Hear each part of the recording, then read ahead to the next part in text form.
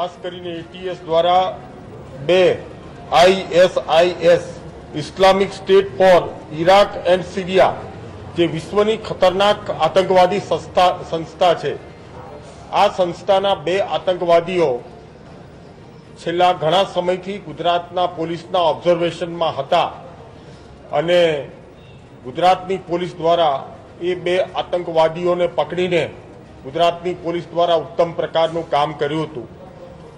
આ બે આતંકવાદીઓ એના મેઇન હેન્ડલર દ્વારા જુદી જુદી સૂચનાઓ લઈને ગુજરાતની અંદર આતંકવાદી પ્રવૃત્તિ કરવા માટેનો એક્શન પ્લાન એમને ઘડ્યો હતો, પરંતુ એ એક્શન પ્લાનમાં બોમ્બ બનાવવા, ધાર્મિક સ્થાનો ઉપર હત્યા કરીને ગુજરાતની શાંતિ સલામતી સુરક્ષામાં અવરોધ ઊભા થાય, વાતાવરણ બગડે એ પ્રમાણેના એ ષડયંત્રો હતા। પરંતુ ગુજરાતના પોલીસ તંત્રની સતર્કતાના કારણે એમાં સફળતા મળી છે। હું ગુજરાતના પોલીસ તંત્રને આવા ઉત્તમ કામ બદલ અભિનંદન આપું છું।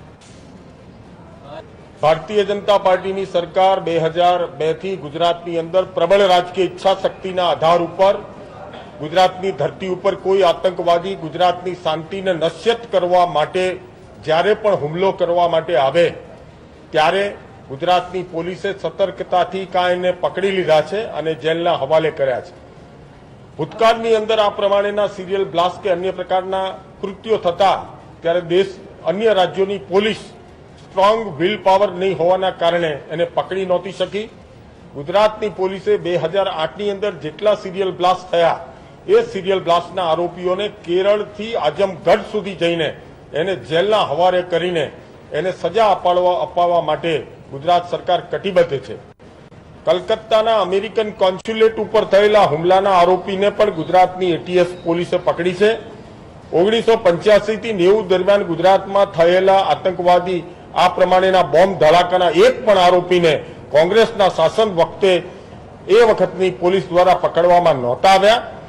આ ભારતીય જનતા પાર્ટીની રાષ્ટ્રવાદી સરકાર છે, એની પ્રબળ રાજકીય ઈચ્છાશક્તિના આધાર ઉપર જ ગુજરાતની ધરતી ઉપર આવા કૃત્ય કરવાવાળાને અમે જેલના હવાલે કરવામાં સફળ રહ્યા છે। સમગ્ર રાજ્ય એ નેશનલ NIA થી માંડીને તમામ રીતે સંપર્કમાં રહીને ગુજરાતની ધરતી ઉપર કોઈ આતંકવાદી પોતાનો મનસૂબો પાર ન પડે એના માટે આપણે સક્ષમ છીએ, આપણે સમર્થ છીએ અને એના આધાર ઉપર જેટલા આગોતરા આયોજન કરવાના હોય એ આગોતરા આયોજન કર્યા છે, જેના કારણે આપણને અનેકવિધ નાની મોટી સફળતાઓ આપણને મળેલી છે। મધ્યપ્રદેશનો એક પણ ભારતીય જનતા પાર્ટીનો કાર્યકર્તા ISIS સાથે જોડાયેલો નથી। ભારતીય જનતા પાર્ટી રાષ્ટ્રવાદી પાર્ટી છે। ભૂતકાળમાં કોંગ્રેસ એ મતોના તૃષ્ટિકરણની રાજનીતિના કારણે આતંકવાદીઓ ઉપર પગલાં નહોતી લઈ શકતી અને આપણે સૌ જાણીએ છીએ કે કસાબને ફાંસીને આપવા માટે થયેલો વિલંબ એ કોંગ્રેસની માનસિકતા દેખાડે છે।